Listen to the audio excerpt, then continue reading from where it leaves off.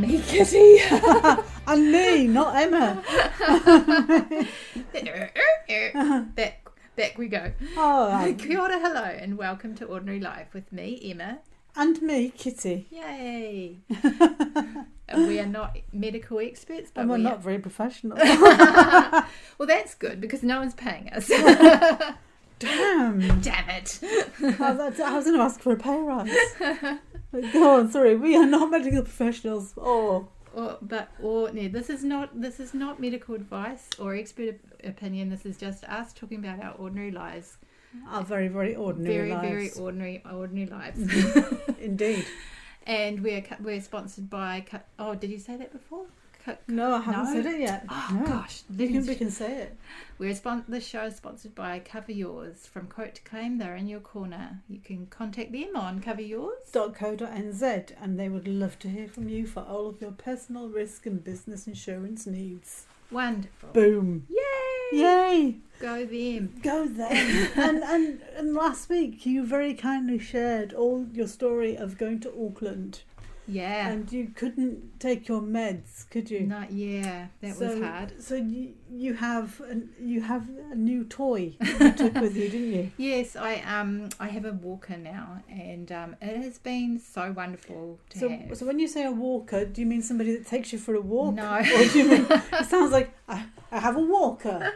They walk for me, and they just. I have one of those. I don't know what you call it, perambulator. I That's think the it pram. is a walk. But yeah. I don't know. I started calling it a stroller, but it's not. Stroller. It's got wheels. It brooms me along. I don't know what it's called. It's like those frames, isn't it? Yeah. That you see people having. They call them Zimmer frames in the homes.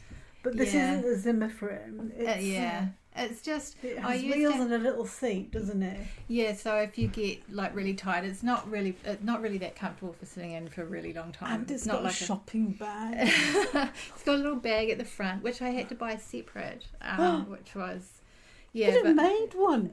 Could have made you one. So I didn't think about it at the time. Still could. We should do that. Bling it out. And we should bling it out, and we could put on the front. But it's okay. I've got Parkinson's.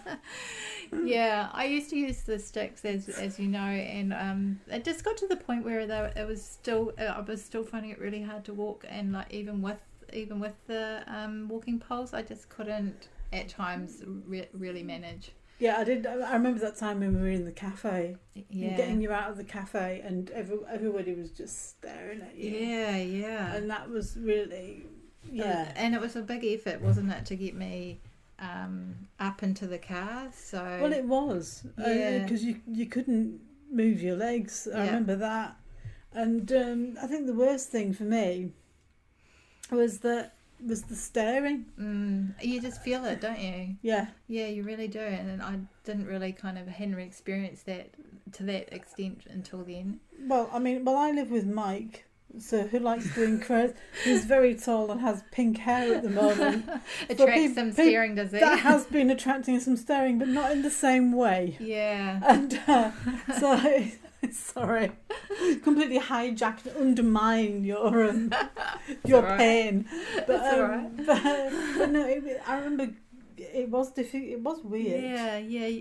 It's just that feeling of, like when the place goes quiet and you know that people are thinking like, what's going on? What's wrong with her? What's wrong with her? What's her problem? And and you just feel so in the spotlight, and not in a good way.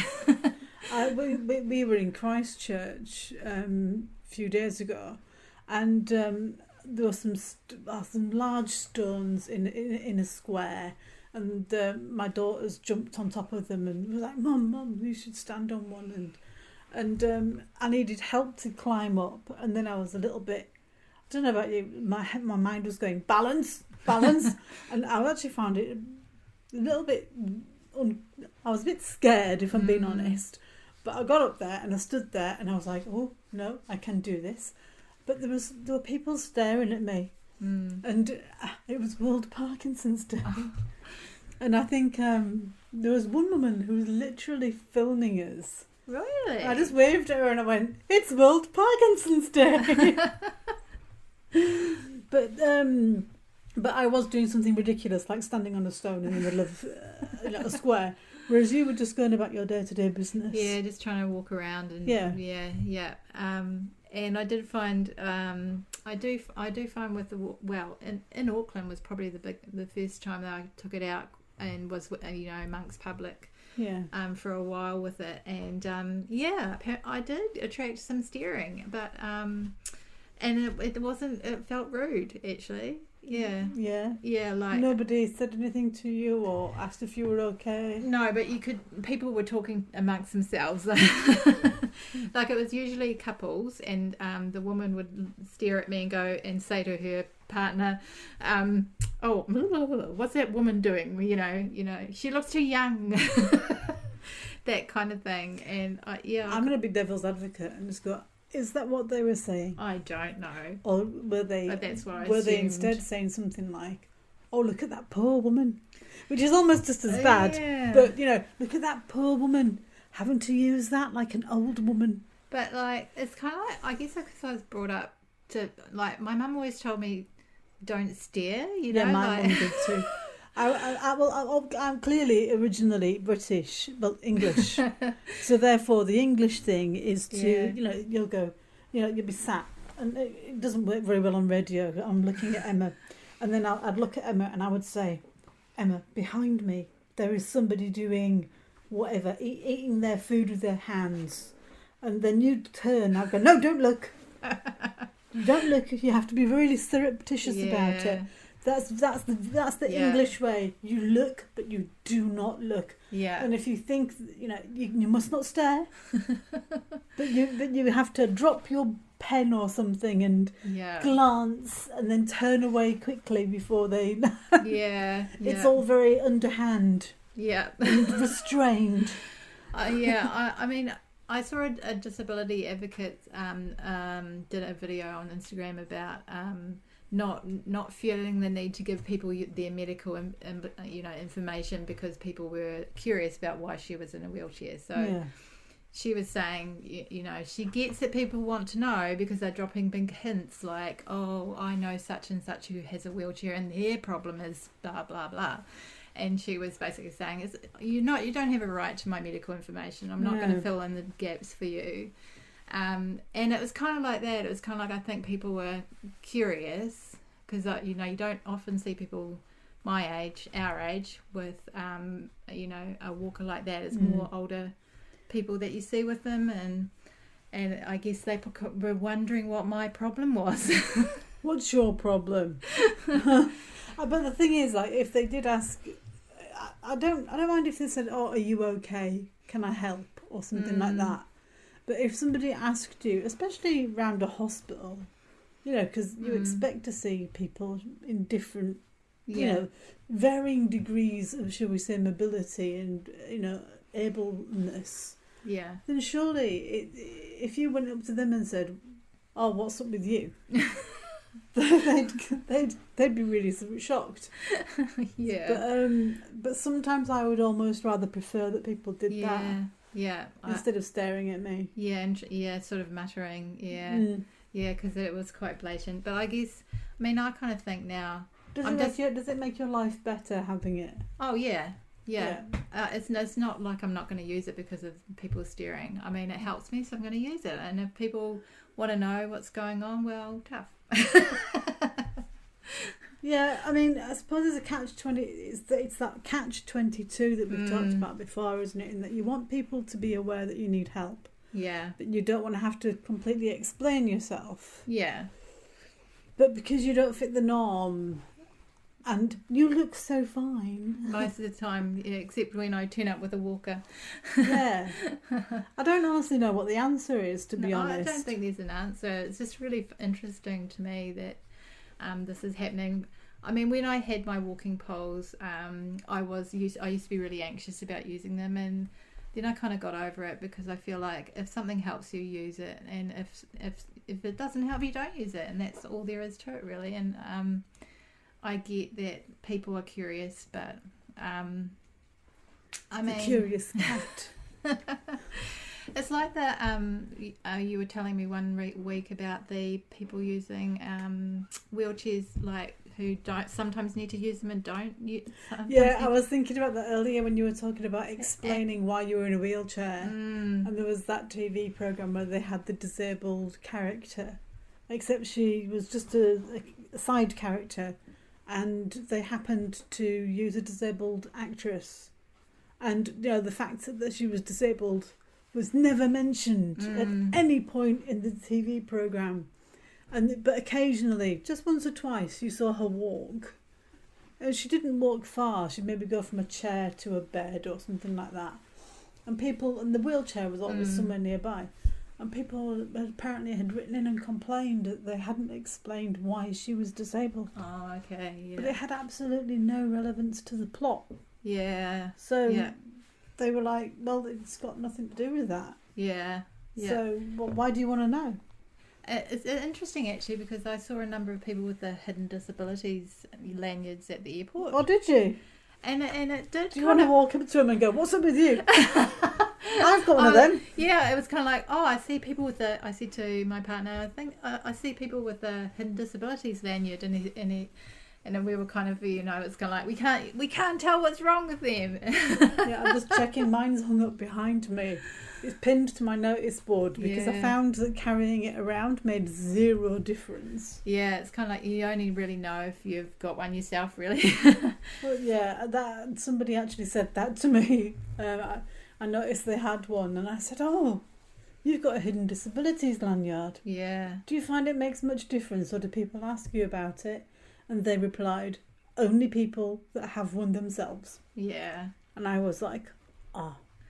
It's interesting actually, because I did notice one woman was asked by I was just kind of watching her from a distance. Here we go. It's the tables have turned. Yeah. You were staring at her. Yeah, I was staring at her, trying to figure out what was going on. Oh right, okay, double standards. Here we go. But she was approached by the airline staff, and they were asking her if she needed any support, and she said no, and they kind of looked put out. Would you like any help? No, thank you. No, thanks. Oh. I'm fine. Oh, okay. I totally understand that, because I'm from Yorkshire, and in Yorkshire, Mike, my husband, laughs at this. You could have your legs chopped off, and you could have, you'd be carrying a bale of hay, dragging yourself across the ground. Do you need any help? You'd be like, no, I'm fine. I'm fine. Don't worry. It's all good. It's that Monty Python skit, isn't it? With the Tis but a scratch. It totally is. Yeah. Oh, and if you haven't seen that, you really should. Oh yeah. So double standards, and you were staring at her and they were put out. Isn't it interesting that we have these little foibles, whatever that word is, strangenesses about these things? But I was just curious of watching what was going on, because I was thinking to myself, she's got a hidden disability. I did go up to somebody once. I noticed they had a really bad tremor in their arm. And I'd been walking. It was at an event. That was it. He was selling leather goods, I think. And we were wandering around, and eventually, near the end of the day, I went up and I said, "Do you mind if I ask you a personal question?" He was like, "Sure." I said, "Do you have Parkinson's?" And he kind of looked at me, and I went, "I'm asking because I do." And because I thought it just makes me look really weird and crazy. And he was like, "Oh no, I've got an essential tremor," which always makes you laugh, because it's like, it's not really essential, is it? Badly named thing. Yeah. So we had a bit of a chat about that, and then he also told me that he would hate to have what I've got. That's interesting, because I felt the other way around. Yeah. The exact same thing happened to me with a woman, and she had an essential tremor, and I kind of thought that it would be hard, because there's no that I'm aware of medication that you can take to. No. So if it's really debilitating for you, that's. Yeah, I do have a friend in the UK, and they have an essential tremor, and they've had to give up playing. They played in a band. Oh no! And they had to stop doing that, and that was it Yeah. made me feel quite sad. I think people can get deep brain stimulation though for it. Can they? I think so, but I'm not sure. And if you are listening, go check out the Devil's Jukebox because they're an awesome band who have sadly now disbanded. But yeah. Look at me shamelessly plugging my friends. What about you and mobility aids? Are you going to go there? I've been using poles for a while, but I've stopped using them because I've been upping my exercise. Oh, so you haven't needed them? I felt like I haven't needed them. That's really cool. Which is really good. And I struggled with feeling like a fraud sometimes, or I used to, because people would be like, oh, you don't really have Parkinson's, or it's not very bad, and all, it's like, why are you wishing that I have, you know what I mean, really? Yeah. It's like, I think my dad said to me once, oh, my friend's got Parkinson's, but he's got proper Parkinson's, not what you have. And I'm like, what, this pretend version? Oh my God. But I've learned to stop apologising for not looking like I have Parkinson's, because I know I do. Yeah. And I know how it affects me. Yeah. And to be honest, if somebody stared at me, I'd be like, hello!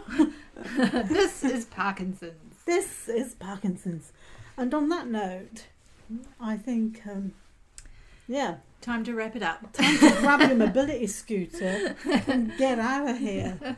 Is there any final thoughts you'd like to leave with people? Oh, I guess I would just say, if you need to use a mobility device and it helps you, go for it. And if people want to know about it, just ask. Just ask. Thank you, Cover Yours, for supporting us. That's coveryours.co.nz for insurance advice and stuff. And you can find our old podcasts and previous episodes on the Access Media Network at ordinarylife.co.nz, and you can contact Emma and myself via Facebook or Instagram on Ordinary Life and Ordinary Life PD. Yay! And thank you for listening, and we'll see you next time. We'll be here next week. Kāpiti and Horowhenua. This episode was produced at Coast Access Radio with support from Irarangi Te Motu, New Zealand On Air. You can catch this and other podcasts online at accessmedia.nz, or you can search Coast Access Radio on Spotify and Apple Podcasts.